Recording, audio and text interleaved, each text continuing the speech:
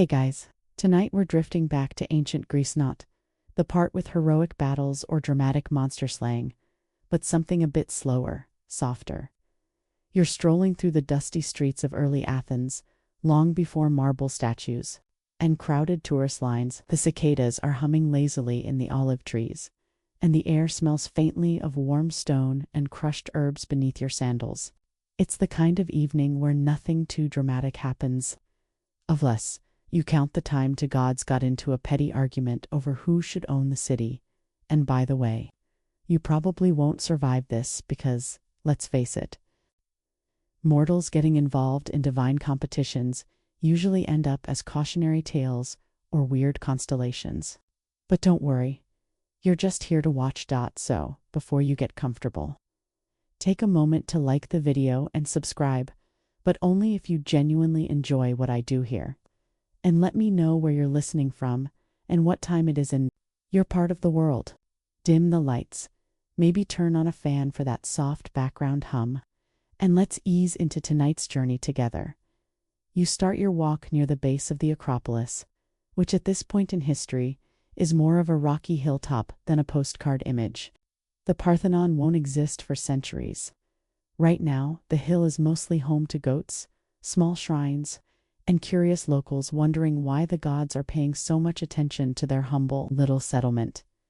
Today's drama started when the gods of Olympus noticed Athens didn't have a patron deity yet.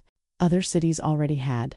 There's Delphi had Apollo, Sparta had Artemis, and Corinth had, well, a complicated tax situation, but also Poseidon. So naturally Athens became a prize in a divine popularity contest.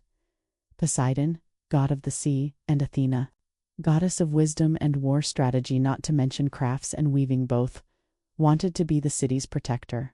And because Greek myths rarely involve calm negotiations, this led to a full-on magical showdown.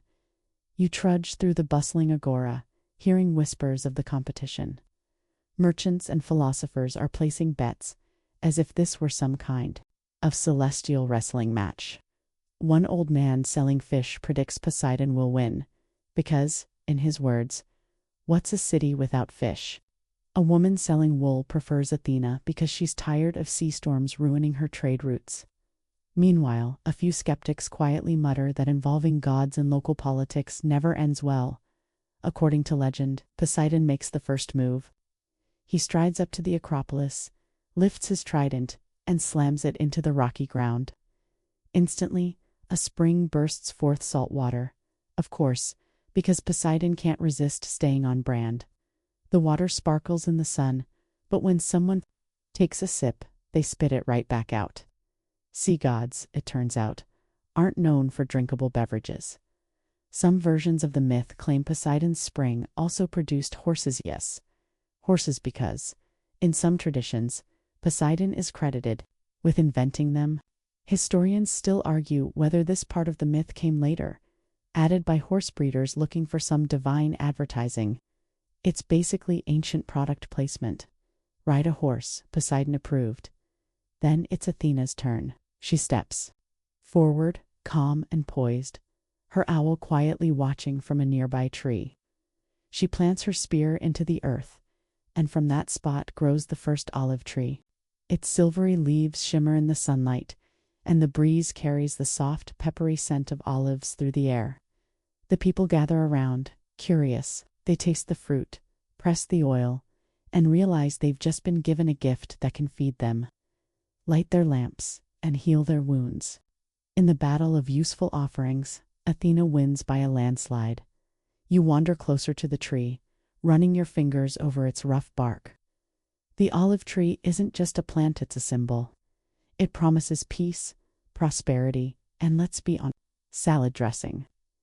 The Athenians immediately declare Athena their patron goddess, naming the city after her. Poseidon, naturally, isn't thrilled, but at least he doesn't flood the place in retaliation. This time, olive trees become central to Athenian life.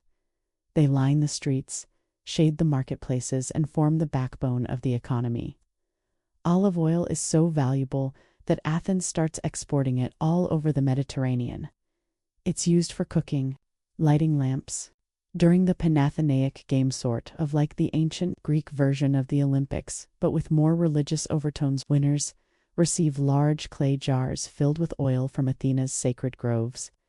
Imagine training for years just to win a giant jug of olive oil. It's both practical and oddly specific. You pause under the tree, feeling the breeze shift. Somewhere in the distance, someone's playing a lyre, the notes floating lazily through the warm air.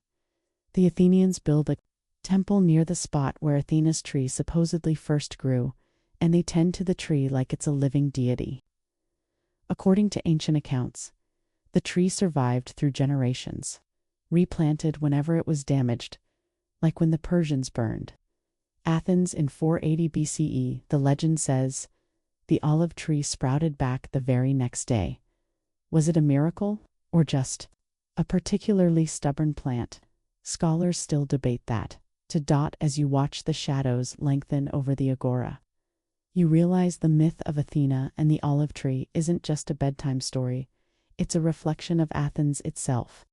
A city rooted in resourcefulness, strategy, and occasionally passive-aggressive diplomacy with the gods. The twilight settles gently over Athens as you keep walking, your sandals brushing against the dusty ground. The air grows cooler now, softening the heat of the day, but the olive trees still shimmer in the fading light, silvery leaves fluttering like whispered promises.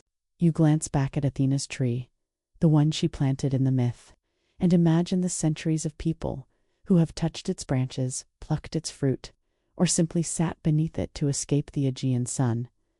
You follow the slope of the hill down, toward the quieter side streets, where pottery makers and oil pressers work late into the evening. Amphorae of olive oil line the walls, stamped with official symbols to show they come from sacred groves. In fact, cutting down an olive tree in Athens, when descended from Athena's original tree, isn't just frowned upon. It's illegal, punishable by death, if you believe the strictest versions of the law. Historians still argue whether the Athenians actually enforced that sentence, or if it was more of a legal scare tactic. Either way, you probably don't want to test it. Best to let the olive trees grow in peace as you pass a small workshop. You watch a craftsman carefully carve olive branches into ceremonial wreaths.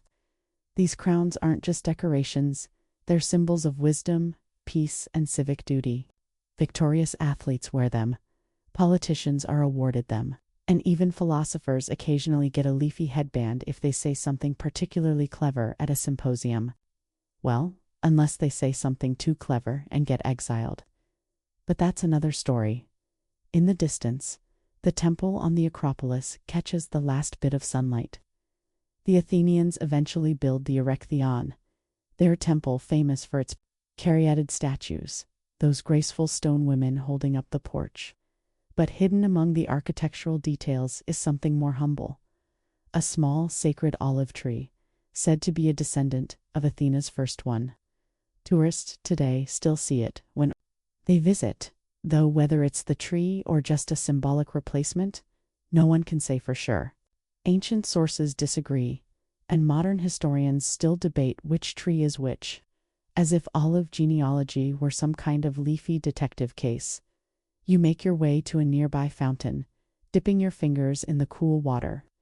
The Athenians believed this spot was where Poseidon's salty spring had bubbled up during his contest with Athena. The fountain today is fresh water, but they keep the legend alive because in Greece, history and myth blur together like wine mixed with water at a banquet. Speaking of banquets, you're starting to smell something delicious wafting from a nearby home, probably a stew simmering with olives, garlic, and a splash of oil pressed from those sacred trees. In ancient Athens, olive oil wasn't just food, it was culture. People used it to light their homes, anoint their bodies after exercise, and trade with foreign merchants. It even became part of religious rituals. Priests poured oil onto altars during sacrifices, watching the flames flicker higher as the oil ignited. The irony, of course, is that while Athena is credited with gifting the olive tree, she's also a war goddess. So you've got this strange pairing: military strategy and peaceful agriculture. But then again, Athens itself is a city of contradictions philosophy. One day, naval battles the next. Olive oil by daylight, sharp words in the Senate by night. You stroll past a group of young philosophers debating loudly in the street, probably over the ethics of olive ownership or whether the soul can be compared to a well-pruned tree. Socrates isn't here yet, but the tradition of Athenian overthinking is already alive and well. Some scholars argue that the myth of Athena's olive tree wasn't just about agriculture. It may have been political, a clever piece of propaganda to solidify Athens as a city of wisdom, peace, and prosperity. After all, naming your city after a war goddess who chooses not to fight for your allegiance, but instead offers you olives. That's pretty good PR. Better than Poseidon's here's some salt water, enjoy the dehydration campaign. As the stars begin to prick the sky, you find yourself back near the original grove where the myth supposedly unfolded. The air is still, except for the occasional rustle of leaves. The night smells like earth, oil, and the faint sweetness of figs from a nearby garden. You close your eyes for a moment, imagining the scene as the ancient Athenians must have seen it, to gods. Standing before them, one offering the power of the sea, the other offering the gift of the land. And here's the twist: the Athenians chose the olive tree.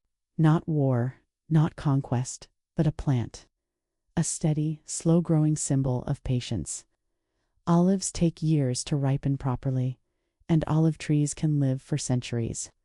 The choice speaks to something deeper than myths, about thinking long-term. Even if the day-to-day life of ancient Athens was full of squabbles, debates, and the occasional marketplace drama over who stole whose amphora, let's let the story soften now. Like the fading light over an olive grove at dusk, picture the silvery leaves moving gently in the warm night breeze, their shadows dancing across whitewashed walls. The city grows quieter, the voices of philosophers giving way to the soft rhythm of crickets and the distant splash of a fountain. Breathe slower now, imagining yourself resting beneath that ancient tree, your back against the cool bark. Beneath you feels steady, like it's been here forever, because in a way it has. The olive roots twist deep into the soil, weaving through history, myth, and memory, reminding you that some gifts grow slowly but last the longest. Let your thoughts drift like a lazy cloud over the rooftops of Athens, carried by the gentle hum of the past. The gods are quiet now. The city sleeps, and so can you.